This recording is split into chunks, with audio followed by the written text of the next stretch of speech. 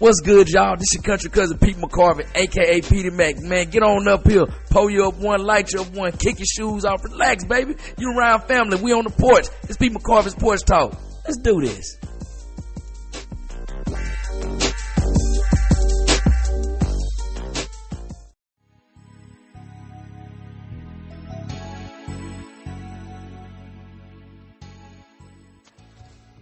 What's good, everybody? It's your country cousin Pete McCorvey, a.k.a. Peter Mac, and welcome back to the porch, man. I didn't get on the porch with y'all last week because, as y'all can see, I've been doing some travel. I'm actually, matter of fact, Guten from Deutschland, or Germany, or that's a good day from Germany.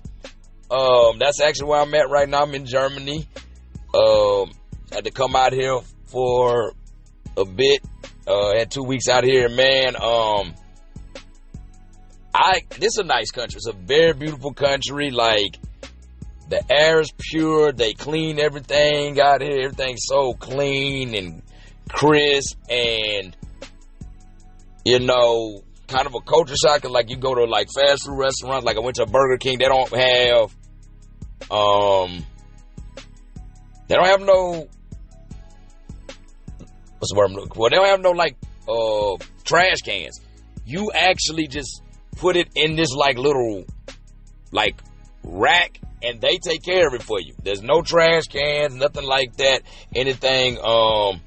Actually, more people here speak English than I thought.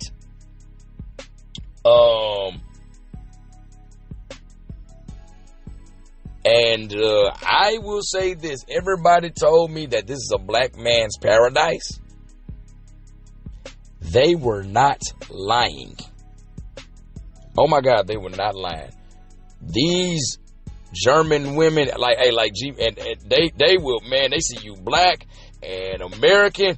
Oh my goodness. Like, I'm in the parking lot leaving from getting something to eat the other day, and a little feline, as they call them, as they call the females out here, or schnitzels, as they call them, which I don't know. And I'm going to get into that later. She, like, damn near broke her neck. As a matter of fact, I went to Nuremberg. For a lot of people that don't know, that was a big hub for the Nazi party during World War II. And actually, they have a courthouse there. That's where they held the trials at the Nuremberg Palace of Justice for, like, all the war criminals following World War II. Matter of fact, there's a classic movie made in 1961 called Judgment at Nuremberg. That's where it was at. I actually got to see that courtroom that they had those trials. So it was very good to see history in there. Because y'all know I'm a history teacher on the inside. I definitely won't do it now with the way these kids are and their pay not being as good. But yeah, it was definitely good to know I got to see a piece of history. I wanted to go to the Nazi rally grounds, but I was running out of time. I was ready to get back to where I was staying, because where I'm actually staying in Germany is like an hour, some change away. And then two, I don't know if I was mentally prepared to go out there to know that would have been a place that was full of just all kind of hate and oppression. So I was like, yeah, I'm not going to roll out there. But very beautiful place. I went to the Imperial Palace in there. That was a hell of a hump. I don't know what it is with these German castles and them being up way, way, way up on the hill, almost like on some Walt Disney shit.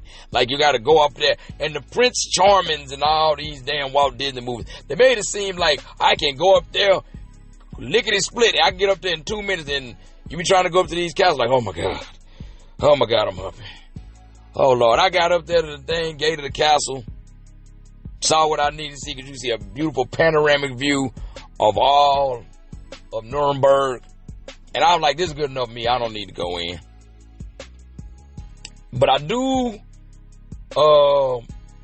like I was talking about the women. Oh, boy, they love you, but not only they love you, they are beautiful. They nice, and they shape real nice and all that. It's almost like G Money said on New Jack said, and the bitches, oh, Lord, They beautiful out here. Like, man, I see why people who like in the Army and the Air Force, they rant and rave about Germany, and a lot of them retire and stay over here. It's wonderful. They don't seem to have a lot of attitude or nothing like that. But I will say this: when they do get upset, they do sound like they often invade Poland or something. Y'all know what I'm talking about. Y'all know how German people sound when they like get excited or upset and they be talking. It does sound like they carrying out Hitler's orders, which I know these German people are not doing, because I know he wreaked havoc on them. But that does sound like the end. Like I said, they call the women out here schnitzels. I actually got to have some schnitzel. I'm talking about the actual food schnitzel. And I am mad about schnitzel because I'm going to say this. I'm thinking it's like a wiener, something like bratwurst. So, of course, y'all know because we talk about going to wiener schnitzel. I get it. Do you know this shit ain't nothing but a boneless fried pork chop? That's all the schnitzel is, a boneless fried pork chop. It's good as hell. But Germany's #1 claim to fame is the same thing that my mama is famous for making back home in Mississippi. And to be honest with you, I think my mama makes schnitzel better than them. I'm just gonna be honest, but it was good. And the lady who at the restaurant, she came out in this cute little like Bavarian milkmaid outfit. Oh my God. Germany doesn't owe me a thing. Oh my God, it doesn't owe me a thing.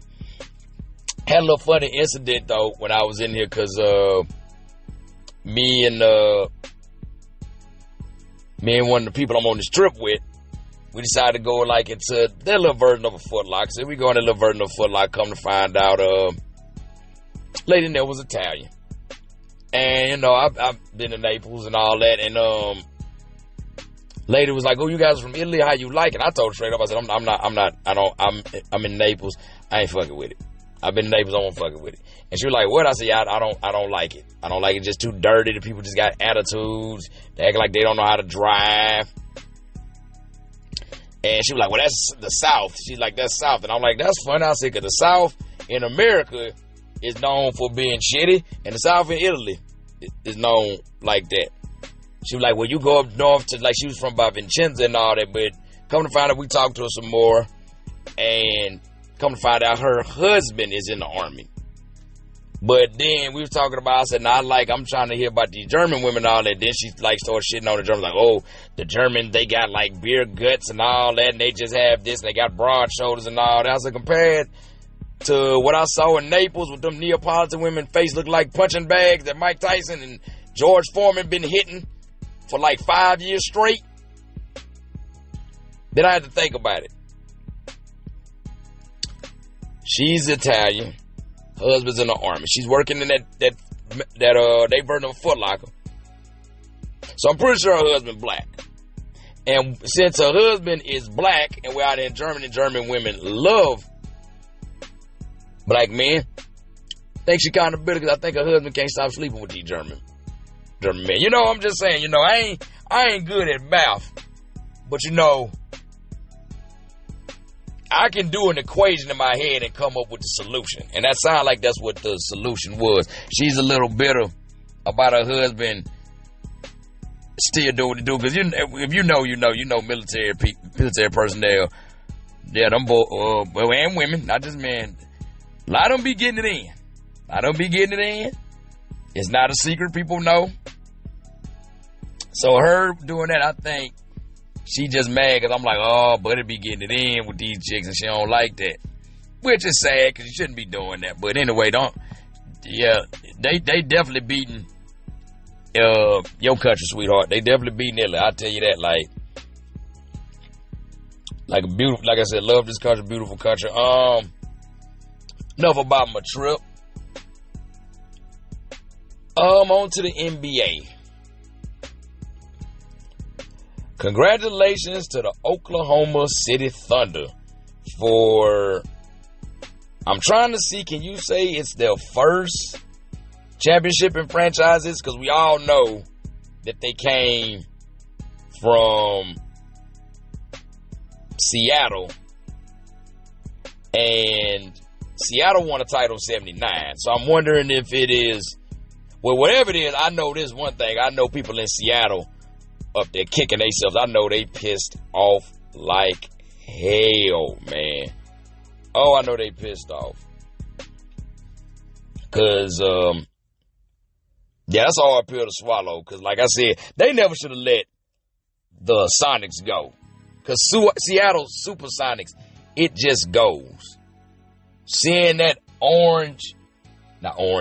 they was orange and green when they had those jerseys during the 96 final. But seeing that green and yellow, and you know that emblem with the Seattle skyline with the Space Needle just being prominent, ain't nothing like it. You know what I'm saying? Watching Gary Payton and Sean Kemp do damage, you know, Vin Baker out there doing the damage with him, and Scrumph, I can't pronounce Scrump's first name. I didn't know Scrumph because I love his name because it sounds like when somebody mispronouncing shrimp and they saying Scrump. So, yeah, but, yeah, I know Seattle, man. I'm mad because, like, Indiana just can't break through to the other side to get that title, man. They just always come within arm's reach, and they just always fall. And I feel bad because Tyrese Halliburton, he went down. I knew that was going to be determined the fact when he went down in Game 7. But I will say this. Everybody was talking about this finals was going to be boring. They went to 7. So you can say what you want to say. I personally like this finals because, you know, I got tired of seeing the same teams over and over again. That's one thing the NBA may be kind of trashy.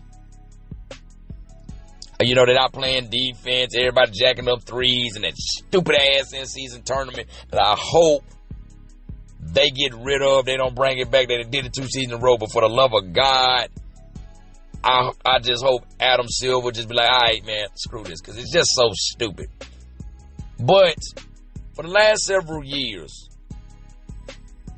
we've been seeing different teams in the finals. Not like when I was growing up. You know, when I was growing up in the 90s, early 2000s, it was always going to be the Bulls. You was going to see them in the 90s. Then in the early 2000s, it always became the Lakers and the Spurs.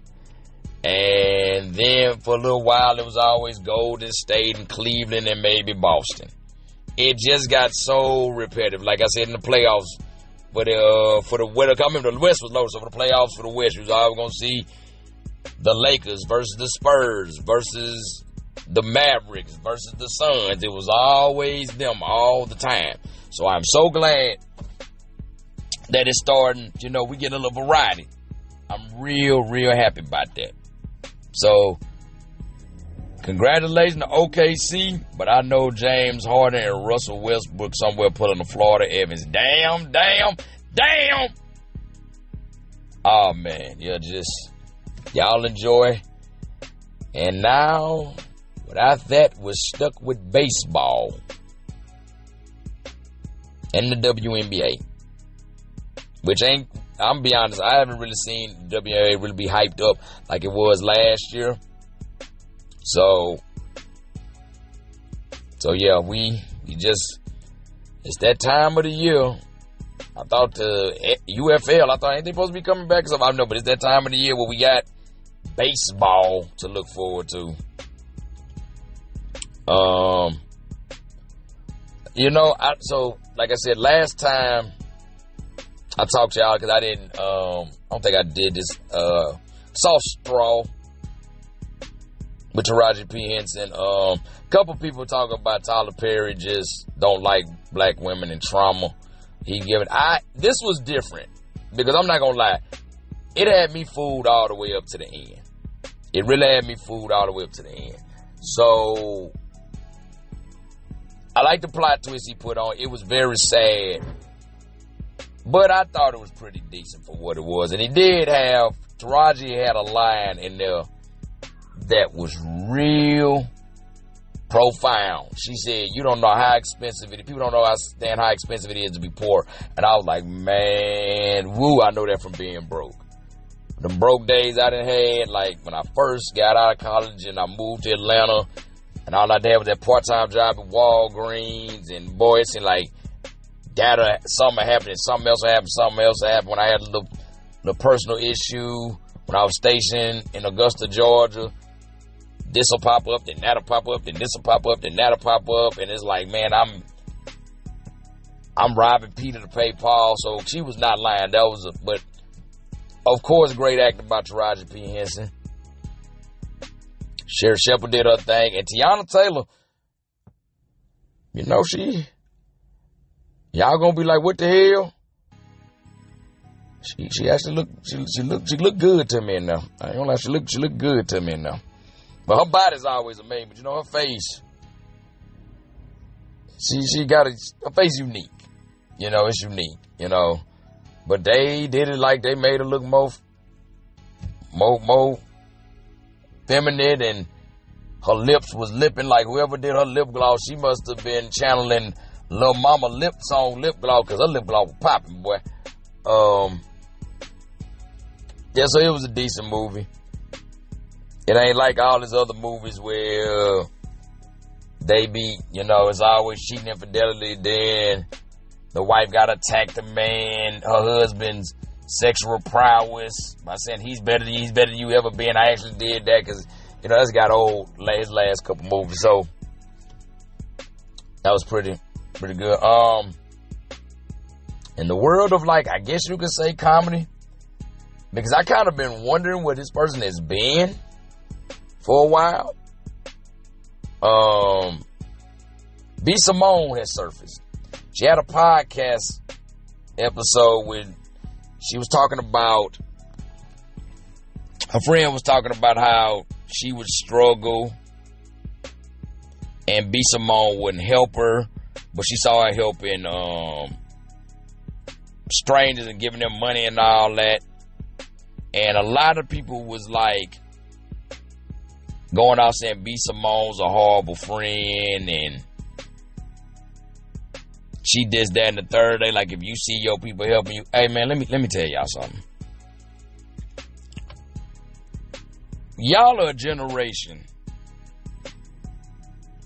of people who just want to be adults, but want somebody to take care of y'all ass. I'm not that big of a fan of B. Simone. Not by a long shot. I was when, a lot of people don't know this, around about 2011, 2012, BET was doing a new host search for 106 in Park, and she was in the front runner. She was like one of them people, and this is like in the early stages of influencing. She made that work for her on Twitter. She got lots of it. I remember that. I said, this girl probably will win. So she started off very well spoken, and then just went into this baby boy, baby girl ass, and doing all that, which I was like, you don't need to do that, because we see how well spoken you are. Not a big fan of hers like that, but that's not her job to take care of another fully functioning of sound mind and body adult. Y'all be wanting people to just like, oh, you got it, so you should help me. No, I got it. That don't necessarily mean you got it. Because we don't know all the particulars. Because, like, B. Simone may not be helping that girl a lot, because she might be that one friend. Like, y'all got a one friend, one family member. We know how they get down. They always fucking something up. So it's like, why am I going to give you this money and you're going to fuck it off? So we don't know if she that. She might, like I said, like, she might be like, oh, Bikini Woodbine on life. Just can't get right. But I'm supposed to give her money and do that. Like, no, because we don't know their situation like that. And it's crazy because I saw some podcast where a woman was talking about, if this man won't give it, I'll go get it from another man. I won't ask my friend to get it. Why I look like asking my friend, because another man will do that. And a lot of women was like, yeah. These are the same women who was shitting on B. Simone. And I said, all of you women in here who agreeing with what she say, y'all need to take back what the fuck y'all said about B. Simone and her friend, that situation. And, cause you know what I'm saying, y'all be wanting people to help y'all, cause here's the thing, she be trying to help everybody under the sun, she gonna end up like MC Hammer. We saw what happened to MC Hammer. MC Hammer in the late 80s, early 90s tried to help out damn near all of East Oakland. Ended up bankrupt, broke, trying to help people. You know what I'm saying? Y'all both trying to get over it. It's like, this is a saying, like, my grandmother used to always say, when I'd be like, well, we should help this out and help this, my grandma say, baby, you can't be poor and help the poor. One of y'all gonna have to strive, the other one gonna have to struggle. Both of y'all can't be down there together. You struggling like them, you can't help them. And then on top of that, speaking of poor, obviously, apparently, B. Simone is broke now. I guess that's why we ain't seen. I guess people was over that baby boy, baby girl stuff. And she was talking about how she don't have a liquid right now. And it said it hurt her because she was in Bloomingdale's, but then realized she had to go to H&M and shop. And she said, she looked at her friend that she was interviewing, which I didn't even understand that. I don't even know why y'all supposed to be friends. I don't know why people like to do that stupid shit, go at a, but that was like, I think who started that dumb shit was Jada Pinkett Smith with that stupid ass red table shit. Like, some of that shit y'all need to say behind closed doors. Don't be bringing that out there. But, she was talking about, like I said, shop at Bloomingdale's, and she had to leave there and say, I gotta go to H&M. And this is a part of me where I expressed I was on her side with her maybe not wanting to give a friend money. But this is where I'm kind of chuckling a little bit, because she eating a big ass slice of humble pie. Not even slice, that motherfucker eating the whole damn portion. The whole pie itself. Like Cookie said on Matilda, you remember when Boost Bogtrotter had the cake? She had to eat the entire infection.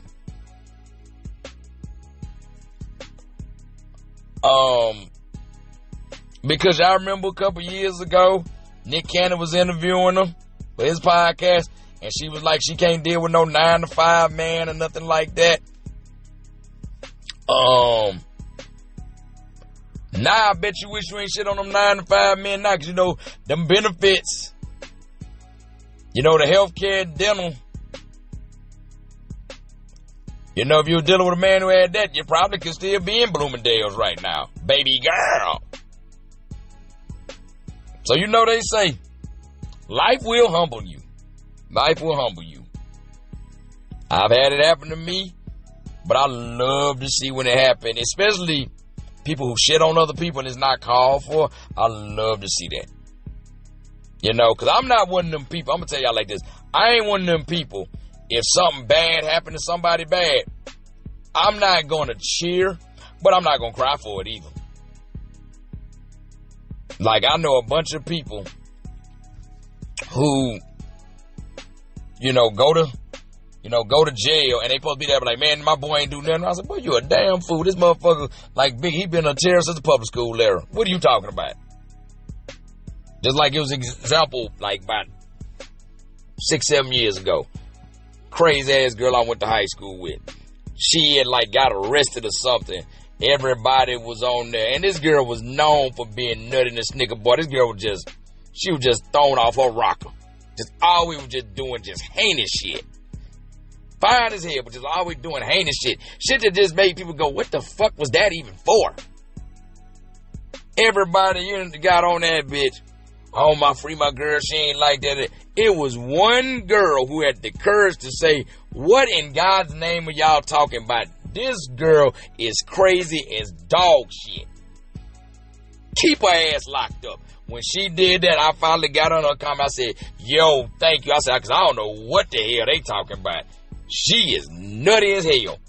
Then she said, yes. He said, these people are trip. You know. It's just, I don't cry for bad stuff happening to bad people. I don't. I'm not wishing on your downfall, but when your downfall happen, I'm like, oh man, that's unfortunate. Like, huh. I wonder what they got. I wonder what everybody getting. I wonder what everybody doing this weekend. You know what I'm saying? Because like I said, that irked me. I gotta go back to that, man. Like grown people wanting people to do stuff for you. Like I had an incident like that in Oakland. Like, so I went to Oakland like 3 years ago. This August. Love the Bay Area. Think Oakland is beautiful. I love the culture. Think San Francisco overrated and it's dirty. And that hurt my heart because I'm a Larry June fan. But I'm in the Bay Area. I'm talking, so I run into a person I know up there. They had a female with them. Female was a mega bitch for no reason. I guess she thought she was going to attack me because she heard this accent. So I let her roll.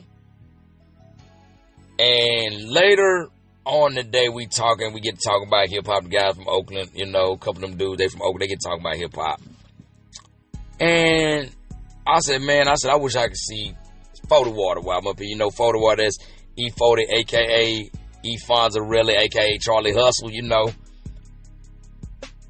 She gonna bust out and he don't be doing that for the community. I'm from Vallejo. He don't do that. He ain't lived in Vallejo since 90-something. You know, and I'm like, that's the whole purpose of becoming successful is getting money to get the hell out the hood. She like, but yeah, he don't do nothing. He don't put nothing in. He don't do. I'm like, you 40-something years, you 30-something, 40-something years old, and you expect a man who in his 50s who probably got grandchildren to do something for you? Why should he do something for you? But he from there. I said, he ain't got to do that if he don't want to. That's his business. That's his money. You can't do that. Anyway, like, man, she just was a curmudgeon. So, man, later on that night, she got served some humble pie. I ain't gonna go into detail about it, but she was talking all this cash money shit and got served some humble pie. And she got humiliated. She brought that shit right back over to me. Oh, nigga, I read her like a Dr. Seuss book. And I enjoyed every moment of it. And I even circled back around. Even when it wasn't over with. Like somebody like, how you doing tonight? Well, I'm doing good. I said, but that heifer over there? Oh, let me tell you what happened. And I go back. I said, matter of fact, let me get on your ass again. And I'm not even and y'all know me, I'm not even a roaster. If you from where I'm from, Mississippi, we call it janky. I'm not that. So if I did that, y'all know she had to be a mega bitch. Boy, I'm talking about, I read her, not just one Dr. Seuss book. I read like The Cat in the Hat, Green Eggs and Ham, Hop on Pop, One Fish, Two Fish, Red Fish, Blue Fish. I was reading her up and down. And wasn't nothing she could do about it. And I enjoyed every bit of it. Because just like Omar said on The Wire, when you come for the king, you best not miss. Anyway, that's been my time, man. I just thought I'd tap in with y'all before the week is out because it just feel right. I don't want to let 2 weeks go by. Try to put something out. Maybe I'll try Friday because I'm actually going to be out and about Saturday, so I might put something else out Friday. You know, man, if you want to get in touch with me, Facebook. Pete McCorvey, you know, Instagram, PDMac10, PETYMAC10. You can find me on TikTok, PDMac89, just like the Instagram. Instead, just drop the 1 and the 0 and put an 8 and 9 in this place. Until the next time we talk. Y'all be cool, stay calm, and get paid. Oh, yeah, and by the way, before I get out of here, if y'all have been with me from the beginning of my other podcast, I just got word from, y'all remember my boy, Dr. Rod, my boy Mario Rodriguez, who I met while I was in Djibouti. He coming back with his podcast. I don't know if it's going to be the pessimologist again, but he said he's bringing it back, new format. Y'all be on the lookout for that. But until next time, y'all, holla at you.